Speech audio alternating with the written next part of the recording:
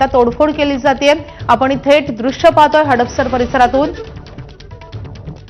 पुण्यामध्ये विषारी दारूमुळे तब्बल 13 जणांचा मृत्यू झालाय आणि त्यानंतर हे प्रकरण तापलेलं आहे। मुख्यमंत्र्यांनी देखील या प्रकरणी तातडीनं कठोर कारवाईचे आदेश दिलेले आहेत आणि त्यानंतर कारवाई सुरू झालेली आहे। जिथे दारू प्यायली गेली तिथे अजूनही कारवाई केलेली नाही। सरकार आता कुठे गेलं असा सवाल रोहित पवारांनी उपस्थित केलेला आहे। घाणेरडी दारू पिऊन लोक मरत असतील तर त्याला जबाबदार कोण असा सवालही त्यांनी उपस्थित केलाय।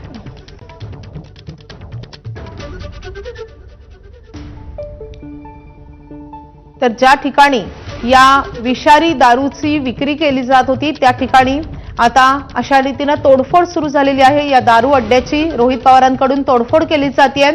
रोहित पवारांसह त्यांचे कार्यकर्ते या ठिकाणी दाखल झालेत आणि त्यांच्याकडून या दारू अड्ड्याची तोडफोड सुरू झालेली आहे। हडपसर मधली थेट दृश्य आपण पाहतोय, ज्या परिसरात या विषारी दारूची विक्री झाली आणि त्या विषारी दारू प्यायल्यामुळे काही जणांचा मृत्यू झाला, तर त्याच प्रकरणी आता रोहित पवार आक्रमक झाले। हडपसर परिसरातील पाणी झाला नसता आणि आता रोहित पवार या ठिकाणी पोहोचलेले आहेत।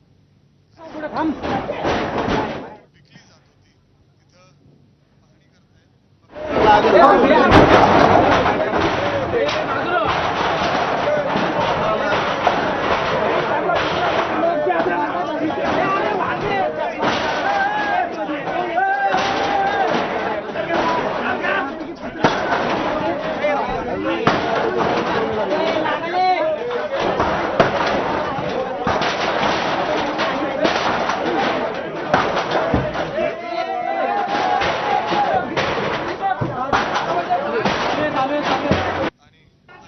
रोहित पवार आणि राष्ट्रवादीचे कार्यकर्त्यांकडून हडपसर या ठिकाणी पांढरेमाळा ज्या ठिकाणी ही विषारी दारू विकली जात होती, इल्लीगल पद्धतीने विकली जात होती, याच वस्तीमध्ये जे आपण हे पत्र्याचं शेड बघतोय याच ठिकाणाहून ती दारू इथल्या लोकांनी स्थानिकांनी पिली आणि जवळपास 4 ते 5 जणांचा यामध्ये दुर्दैवी मृत्यू झालेला आहे। आणि आता रोहित पवार या ठिकाणी पोहोचल्यानंतर आपण बघतोय त्यांनी जो हा शेड आहे जिथे ही दारू विकली जात होती, ते दारूचा अड्डा संपूर्ण तोडलं जातंय या कार्यकर्त्यांकडून। पूर्ण पत्रे तोडले जाते, आतमध्ये टेबल खुर्च्या जे होत्या ते सगळं काही या ठिकाणी तोडलं जात आहे।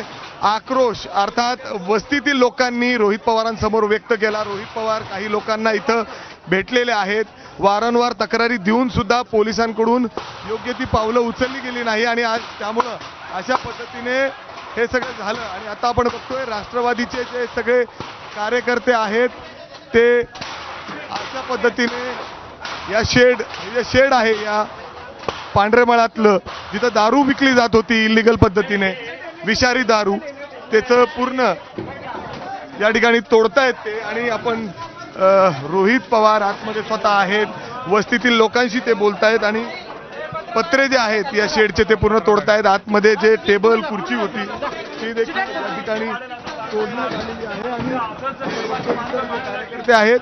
पोलीस काहीच करणार नसेल तर मग सिस्टमला जागा दाखवण्याची वेळ आलेली आहे। पोलीस प्रशासन कमी पडत असेल तर कुठं ना कुठं तरी काही गोष्टी आपल्या हातामध्ये घ्यावं लागेल आणि जर आम्हाला त्या हातामध्ये घ्यायच्या नसतील तर पोलिसांनी शहाण्यासारखं वागावं। इथं खरं तर पोलिसांनी यायला पाहिजे होते। आता हे जे दुकान आहे जिथं हे सगळं पडलेलं आहे, पोलिसांनी या मालकावर कारवाई करा। कोण कुठला इथला माणूस आहे जो इथं विकत होता, इथं बऱ्याच पुड्या पडलेल्या आहेत। आता इथल्याच पुड्या पिऊन दारू पिऊन 100% दुर्लक्ष केली। पोलिसांची जबाबदारी असं वाटत नाही।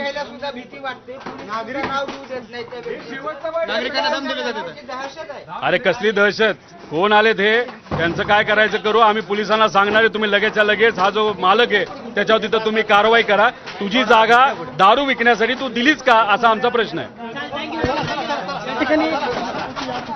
रोहित पवार आमदार या ठिकाणी पोहोचलेले आहेत आणि पोहोचल्यानंतर जिथं दारू विकली जात होती त्या संपूर्ण दुकानाचं जे पत्र्याचं शेड होतं ते उद्ध्वस्त केलेलं आहे राष्ट्रवादीच्या या कार्यकर्त्यांनी। जर आपण बघितलं तर अशा पद्धतीने आतमध्ये हे बघू शकतो, हे पत्रे होते या ठिकाणी, ते पत्रे संपूर्ण पाडण्यात आलेले आहेत लाथा मारून। त्याचबरोबर टेबल खुर्ची काउंटर देखील या ठिकाणी होते ते देखील पूर्णपणे या ठिकाणी तोडण्यात आलेलं आहे। आणि अर्थात रोहित पवारांचं म्हणणं आहे की पोलीस इथं का आले नाही, त्यांनी योग्य ती कारवाई का केली नाही, ते इथं आले असते तर त्यांनी विचारायला हवं होतं की या मालकाने इथं अशा पद्धतीने का दिलं. आता सुद्धा आपण बघतोय की राष्ट्रवादीचे हे सगळे कार्यकर्ते हे पत्र्याचे शेड या ठिकाणी तोडताय. स्वतः रोहित पवारांनी देखील या ठिकाणी आतमध्ये येऊन हे केले आणि आक्रमक झालेले इथले सगळे राष्ट्रवादीचे कार्यकर्ते. आपण बघतोय हा दारूचा अड्डा जो